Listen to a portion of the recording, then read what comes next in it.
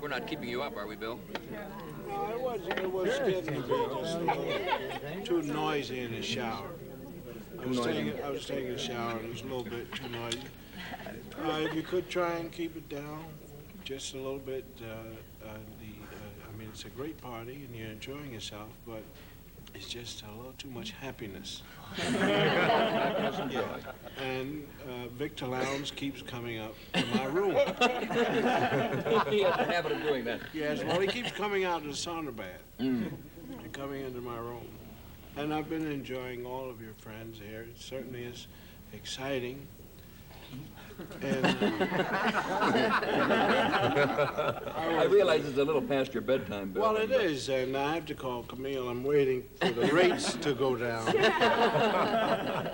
But I wanted to tell a story, if I may, because when I first came out here with the television series, I became very wealthy.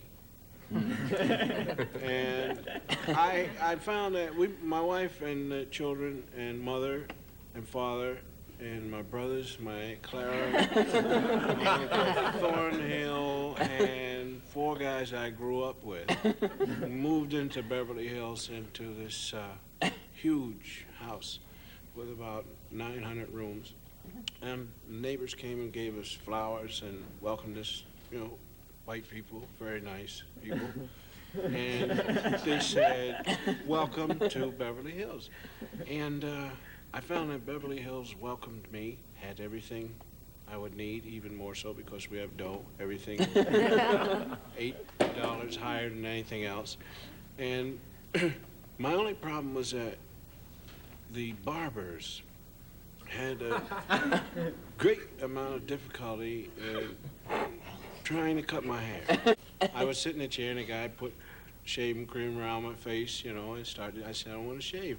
And he said, well, what was it you wanted, Bill? I said, well, a haircut. And I said, oh. And the barber next to the barber whose chair was in would say, well, go ahead, he's in your chair. Get a guy a haircut. So I sat there, and the guy kind of looked at my hair and whistled a lot. And he washed it, and he said, well, to be perfectly frank, Bill, I don't know how to cut your hair. You know, it's a different kind of hair, but there's a poodle shop.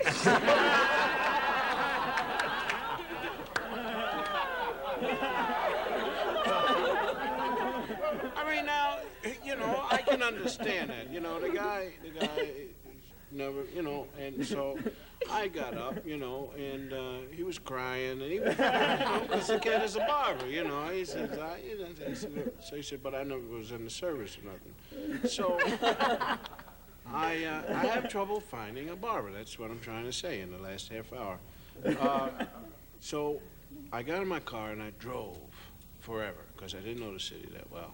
And now I'm looking for a black barber, you see. And finally I come upon a shop, it says Jones Shop. I drive into the shop, and sure enough, Jones is there, you know. And he's been my barber for about, well, he was my barber for a long, long time. Because I used to go there. But Jones is groovy because he drinks a little bit, you know. He's a little bit high when I come in, you know, and he said, how you doing? He didn't know who I was or anything. That's one reason why I kept going. He was a bad barber. He would leave me with little patches and stuff. I said, well, this week you can't shoot this side, you know. So no, because there's a big bald spot right there. But what happened was, 3 guys came in one night, and that's the reason why I used to go to Jonas' barbershop, because he never said anything about put me on television or anything like that. So 3 guys said, Bill Crosby, man. I said, let's play on the bass show. So they all came up and shook hands. I said, well, Jones got me now. And the guys left. Jones just kept cutting. He didn't say anything. The guys come back with 2 other guys. That's the dude I told you about him, blah, blah, blah. And he walk out, and Jones keeps cutting for about 20 minutes, and I figure I'm free. So finally Jones said, you know who you look something like? And I said, who? He said, Bill Crosby, the dude would play on the I Spy show. I said, yeah, a lot of people say that. He said, but I know you couldn't be him, because with all that dough he makes, he probably gets his hair cut in Beverly Hills.